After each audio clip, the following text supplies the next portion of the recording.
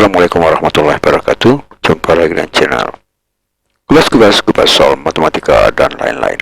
Kali ini kita akan membahas tentang mudah memahami tes wawasan kebangsaan untuk ujian CPNS tahun 2023 dengan topik penalaran part 4 atau bagian keempat. Ingin informasi terbaru? Silahkan di-subscribe. Pemerintah Indonesia melarang penggunaan simbol-simbol SARA dalam kegiatan kampanye pemilihan umum. Hal ini bertujuan untuk A. menjamin kebebasan beragama, B. mencegah adanya konflik, C. menciptakan suasana yang kondusif, D. menghormati hak asasi manusia, D. menghormati SARA yang terjadi. Kalau kita melihatnya, jadi bisa melihat bahwa menjaga kebebasan beragama itu dengan SARA, memang di dalam SARA ada agama ya, tapi untuk itu bukan tujuannya untuk kebebasan beragama ya, bukan juga menciptakan suasana kondusif ya. Memang akibatnya suasana kondusif itu terkibat dari penggunaan simbol, pelarangan menggunakan simbol-simbol SARA ya. Tapi bukan itu menciptakan suasana kondusif, itu adalah akibat dari sesuatu kegiatan. Nah, kemudian menghormati hak asasi manusia, enggak juga. Hak asasi manusia itu ya mengikuti kampanye pemilihan umum. Nah itu, kalau menghormati SARA yang terjadi enggak juga ya.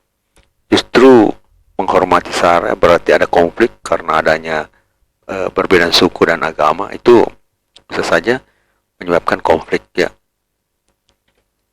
Jadi sebenarnya di sini adalah mencegah terjadi konflik dengan adanya pelarangan itu. Jadi dengan menggunakan simbol-simbol SARA itu, konflik bisa terjadi karena pasti mereka akan ngotot antara satu simbol dengan simbol yang lain. Jadi simbol-simbol SARA dapat memicu terjadinya konflik antar kelompok masyarakat. Dengan melarang penggunaan simbol-simbol SARA dalam kegiatan kampanye pemilihan umum, pemerintah Indonesia bertujuan untuk mencegah terjadinya konflik yang dapat mengganggu stabilitas keamanan nasional. Jadi yang paling benar adalah mencegah terjadinya konflik. Jadi jawabannya adalah B, mencegah terjadinya konflik. Yang kedua, pemerintah Indonesia menetapkan hari libur nasional untuk merayakan Hari Sumpah Pemuda. Hal ini menunjukkan bahwa pemerintah menghargai jasa para pahlawan, untuk mendukung kegiatan pemuda, C. memberikan kesempatan bagi pemuda beristirahat, D. melestarikan budaya bangsa, E. memberikan kesempatan untuk berkembang. Jadi jawaban di sini kalau kita lihat, menghargai ini masuk dalam jawab menghargai jasa pahlawan. Karena kita menghargainya, maka kita menetapkan hari libur untuk memperingati Hari Sumpah Pemuda. Kalau mendukung kegiatan pemuda untuk cita-cita bangsa, ini saya kira tidak berkaitan ya, tidak berkaitan dengan Sumpah Pemuda. Ini pencetus, jadi Sumpah Pemuda itu adalah pencetus hal yang sudah lalu. Sedangkan ini mendukung kegiatan pemuda untuk menunjukkan cita-cita bangsa, ini akan berlangsung setiap saat. Kemudian C. memberikan kesempatan bagi pemuda untuk beristirahat ya, tidak perlu itu memberikan kesempatan pemuda untuk beristirahat untuk apa. Nah, kemudian D. melestarikan budaya bangsa, tidak ada menyinggung masalah budaya di sini, budaya bangsa. Kemudian memberikan kesempatan berkembang siapa yang berkembang ini ya, untuk apa. Jadi di sini adalah menghargai jasa para pemuda dalam perjuangan kemerdekaan ya, jawabannya itu ya. Hari Sumpah Pemuda merupakan salah satu momentum penting dalam perjuangan kemerdekaan Indonesia. Sumpah Pemuda yang diikrarkan pada tanggal 28 Oktober menjadi tonggak awal persatuan kesatuan bangsa. Dengan menetapkan hari libur itu untuk memperingati Hari Sumpah Pemuda, pemerintah menunjukkan bahwa pemerintah menghargai jasa para pemuda dalam perjuangan pada saat itu. Ya itu ya. Jawabannya adalah A, menghargai jasa para pemuda dalam perjuangan kemerdekaan. Kemudian yang ketiga, pemerintah Indonesia menerapkan kebijakan ekonomi kerakyatan. Hal ini bertujuan untuk meningkatkan kesejahteraan masyarakat. Jika bermanfaat, mohon di-share ya. Dia menunjukkan keadilan sosial, dia mengurangi ketimpangan sosial, dia memperkuat perekonomian nasional, dia membuat persatuan kokoh. Jawaban, ini kebijakan ekonomi merupakan kerakyatan untuk meningkatkan kesejahteraan masyarakat dengan cara pemerataan dan pendapatan dan kesempatan. Dan menerapkan kewajiban kebijakan ekonomi kerakyatan, pemerintah berharap dapat meningkatkan kesejahteraan masyarakat secara keseluruhan. dari meningkatkan kesejahteraan masyarakat ya. Jadi B, mewujudkan keadilan sosial ya, saya kira tidak terlalu pas ya, karena keadilan sosial banyak banyak hal-hal yang masuk dalam situ, termasuk meningkatkan kesejahteraan masyarakat. C, mengurangi ketimpangan sosial. Saya kira ya bukan juga itu, karena ketimpangan itu ini masalah kebersamaan ya, bukan khusus pada ekonomi. D, memperkuat perekonomian nasional. Ya, kalau memperkuat ekonomi nasional ya, itu bukan tujuannya itu.